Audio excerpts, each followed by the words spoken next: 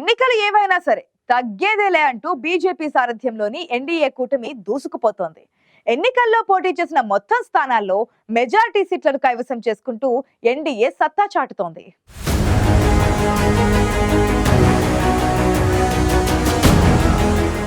దేశంలోని పలు రాష్ట్రాల్లో జరిగిన ఉప ఎన్నికల్లో బీజేపీ సారథ్యంలోని ఎన్డీఏ కూటమి సత్తా చాటింది. బైపోల్స్ లో సైతం మెజారిటీ స్థానాలను కైవసం చేసుకుని ప్రత్యర్థులపై ఎన్డీఏ స్పష్టమైన ఆధిక్యాన్ని కనబరిచింది.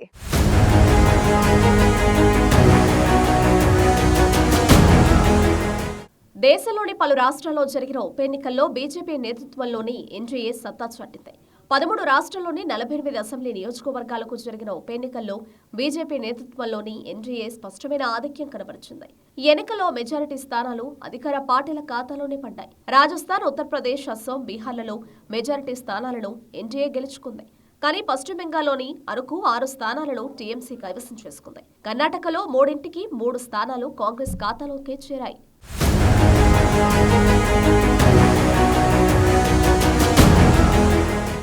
ఉత్తరప్రదేశ్లోని 9 అసెంబ్లీ స్థానాల్లో 6 బీజేపీ విజయం సాధించింది. 2 స్థానాలను సమాజ్వాదీ పార్టీ అభ్యర్థులు కైవసం చేసుకోగా ఒకచోట బీజేపీ మిత్రపక్షం రాష్ట్రీయ లోక్దళ్ విజయం సాధించింది.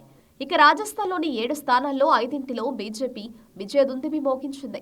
దౌసాలో కాంగ్రెస్ గెలుపొందగా చౌరాసిని బీఏడీవీపీ చేజిక్కించుకుంది. అస్సాంలోని 5 స్థానాల్లో 3 చోట్ల బీజేపీ గెలుపొందగా ఏజీపీ, యూపీపీఎల్ చెరో స్థానంలో విజయం సాధించాయి.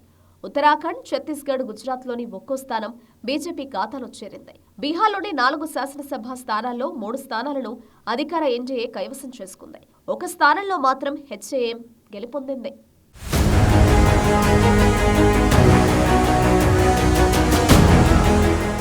మరోవైపు మధ్యప్రదేశ్లోని 2 అసెంబ్లీ స్థానాల్లో 1 కాంగ్రెస్, మరొకదాన్ని బీజేపీ గెలుచుకున్నాయి. పశ్చిమ బెంగాల్లో 6 స్థానాలు మమతా బెనర్జీ పార్టీ టీఎంసీ కైవసం చేసుకుంది. పంజాబ్లో 4 నియోజకవర్గాల ఉప ఎన్నికల్లో 3 ఆప్, ఒకదాన్ని కాంగ్రెస్ సొంతం చేసుకున్నాయి. కర్ణాటకలోని మొత్తం 3 స్థానాల్లోనూ అధికార కాంగ్రెస్ జయకేతను ఎగురవేసింది. కేరళలోని పాలక్కాడ్లో కాంగ్రెస్ అభ్యర్థి గెలుపొందగా చెలక్కర వామపక్షం ఖాతాలో పడింది. మేఘాలయలోని 1 స్థానంలో ఎన్పీపీ అభ్యర్థి సీఎం కాన్రాడ్ సంగ్మా సతీమణి మహదాబ్ సంగ్మా విజయం సాధించారు. సిక్కింలో 2 స్థానాలకు ఉప ఎన్నిక జరగగా ఆ రెండింటిని అధికార సిక్కిం క్రాంతికార మోర్చా ఏకగ్రీవంగా గెలుచుకుంది.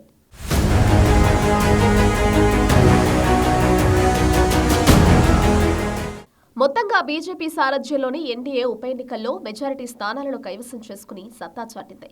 జాతీయ పార్టీ అయినప్పటికీ కేవలం ఉత్తరాది రాష్ట్రాల్లోనే ప్రభావం చూపగలదన్న అపవాదు, జాతీయ అంశాల ఎజెండా అనే ముద్రపడిన బీజేపీ ఎప్పటికప్పుడు పరిస్థితులకు తగిన విధంగా వ్యూహాలను మార్చుకుంటోంది. ఆయా రాష్ట్రాల అసెంబ్లీ ఎన్నికల్లో అక్కడి స్థానిక అంశాలకు పెద్దపీట వేస్తూ అన్ని వర్గాల ఓటర్ల మద్దతును కూడగట్టుకునే ప్రయత్నం చేస్తోంది. తమది కూడా సంక్షేమ ఎజెండానే అంటూ ఉచిత హామీలు చేస్తోంది కమలం పార్టీ. కేవలం పెద్ద పార్టీలే కాదు, చిన్న పార్టీలతో పొద్దు కుదుర్చుకుంటూ బీజేపీ గెలవడం అసాధ్యమనుకున్న రాష్ట్రంలోనూ విజయం సాధించుకుంటూ ముందుకు సాగుతోంది.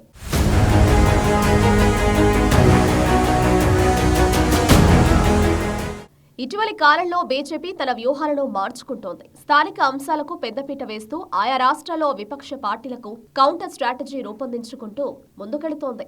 రాష్ట్రాల వారీగా వ్యూహాలు రూపొందించుకోవడం వల్ల 2024 లోక్సభ ఎన్నికలకు ముందు జరిగిన ఛత్తీస్గఢ్, మధ్యప్రదేశ్, రాజస్థాన్లలో బీజేపీ విజయం సాధించింది. హర్యానా అసెంబ్లీ ఎన్నికల్లో ఓబీసీ నేత నాయబ్ సింగ్ సైనిని ముఖ్యమంత్రి అభ్యర్థిగా ప్రకటించిన కమలదళం జాటేతర ఓట్లను సాధించడంలో విజయం సాధించింది. లోక్సభ ఎన్నికల సమయంలో మహారాష్ట్ర ఉల్లి రైతుల వ్యతిరేకతను గుర్తించి ఎన్నికలకు కొన్ని నెలల ముందు ఉల్లి ఎగుమతులపై ఆంక్షలు తొలగించింది.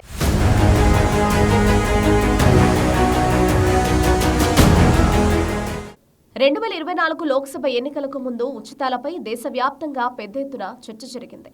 ఆ సమయంలో ఉచితాలను బీజేపీ తీవ్రంగా వ్యతిరేకించింది. ఉచితాల కారణంగా రాష్ట్రాల ఆర్థిక పరిస్థితులు తీవ్రంగా దెబ్బతింటాయని బీజేపీ చెబుతూ వచ్చింది.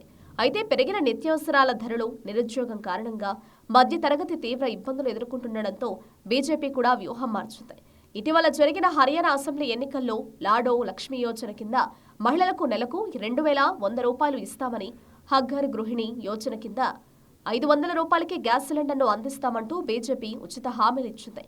మహారాష్ట్ర ఎన్నికల ముందు లడ్కీ బెహన్ యోజన పేరుతో కూటమి సర్కారు చేపట్టిన నగదు బదిలీ పథకం పట్ల మధ్యతరగతి ప్రజల్లో సానుకూలత తెచ్చిపెట్టింది.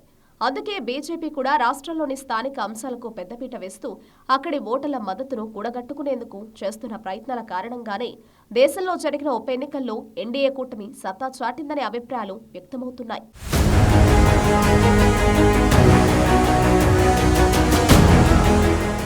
ఉప ఎన్నికల్లోనూ తమకు తామే సాటి అని నిరూపించుకుంటూ మెజార్టీ స్థానాలను కైవసం చేసుకుంటూ దూసుకుపోతోంది బీజేపీ సారథ్యంలోని ఎన్డీఏ. మొత్తానికి ఎన్డీఏ కూటమి విజయాలకు ఇప్పట్లో బ్రేకులు పడేలా కనిపించడం లేదు.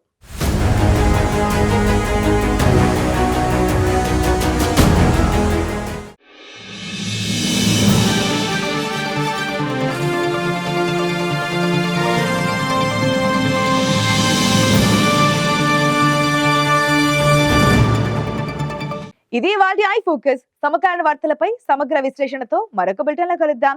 అంతవరకు చూస్తూనే ఉండండి ఐ న్యూస్. మీతోనే మీ వెంటే.